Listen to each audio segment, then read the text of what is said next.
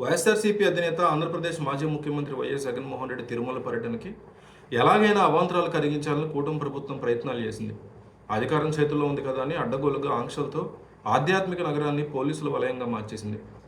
మరోవైపు నోటీసులు, హౌస్ అరెస్టులతో వైఎస్ఆర్సీపీ నేతలను కూడా వేధింపులకు గురిచేసింది. శ్రీవారి లడ్డూ ప్రసాదంలో వాడని కల్తీ జరిగిందని ముఖ్యమంత్రి చంద్రబాబు నాయుడు చేసిన సంచలన ఆరోపణలు తిరుమల పవిత్రతను దెబ్బతీశాయని జగన్ ఆవేదన వ్యక్తం చేసిన సంగతి తెలిసిందే. చంద్రబాబు చేసినటువంటి పాపాన్ని పరిహారంగా ప్రక్షాళనలో పూజలు చేయాలని వైసీపీ కేడర్కి ఆయన పిలుపునిచ్చారు.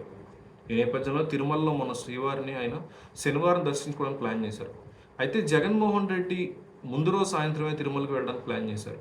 తర్వాత రోజు ఉదయం అంటే శనివారం ఉదయం స్వామివారిని దర్శించుకోవడానికి ప్లాన్ చేశారు. మధ్యాహ్నం తాడేపల్లికి తిరుగు ప్రయాణం అయ్యే ప్లాన్ చేశారు. ఆధ్యాత్మిక పర్యటన కావడం, పైగా ఈ పర్యటనలో ప్రత్యర్థి పార్టీలు రాద్ధాంతం చేసే అవకాశం ఉండడంతో ఎటువంటి హడావుడి చేయొద్దని, ప్రత్యర్థులకు అవింపులు పాల్పడ్డ సమయంలో పాటించాలని జగన్మోహన్ రెడ్డి కేడర్కి ఎప్పుడో సూచించారు. అయినా కూడా కూటమి ప్రభుత్వం అతిచేష్టలకు దిగింది. మునుపెన్నడలు లేని విధంగా తిరుపతి, తిరుమలలో పోలీసుల మోహరింపు కనిపిస్తోంది. సుమారు 1000 మంది పోలీసులతో జిల్లా వ్యాప్తంగా కఠినమైనటువంటి ఆంక్షలు విధించారు. ఉన్నపడంగా పోలీసు యాక్ట్ను 30 తెర మీద తీసుకొచ్చారు. ఈ వంకతో గత రాత్రి నుంచి వైసీపీ నేతలు, పోలీసులు నోటీసులు జారీ చేశారు.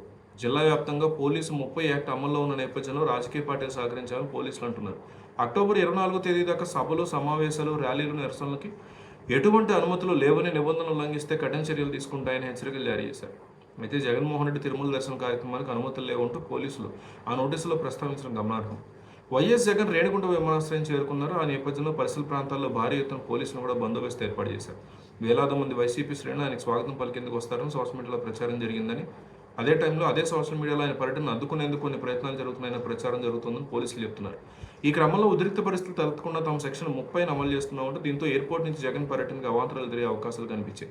అందుకే జగన్మోహన్ రెడ్డి వెంటనే తన యొక్క పర్యటన అయితే క్యాన్సిల్ చేసుకున్నారు. కానీ ఢిల్లీ పెద్దలు మాత్రం ఈ అంశంలో జగన్మోహన్ రెడ్డి వైపే ఉన్నారని, రాజకీయాల్లోకి మతాన్ని, కులాన్ని రాగడం తప్పు అనేటువంటి జగన్మోహన్ రెడ్డి యొక్క వెర్షన్నే కేంద్ర పెద్దలు, ముఖ్యంగా నరేంద్ర మోడీ కూడా సపోర్ట్ చేస్తున్నారని వైసీపీ కానీ, వైసీపీ అనుకూల మీడియా కానీ చెప్తున్నారు.